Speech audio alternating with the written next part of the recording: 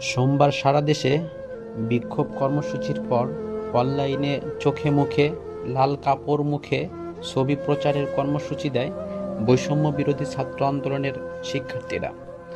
আন্দোলনের অংশ হিসাবেই সোমবার রাত 12টার পর থেকেই লাল রঙের প্রোফাইলে সয়লাব হতে শুরু করে ফেসবুক।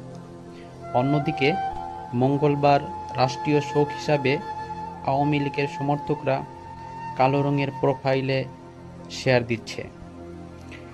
মঙ্গলবার দুপুর পর্যন্ত পর্যবেক্ষণ করে দেখা যায় ফেসবুকের প্রায় সবাই লাল রঙের ব্যক্তিগত ও গ্রুপ ছবিতে মাতিয়ে রেখেছে ফেসবুক।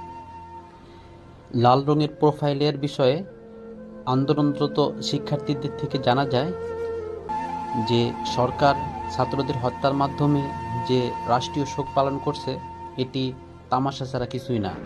এই তামাশার বিপরীতেই আমরা এই লাল রঙের কর্মসূচি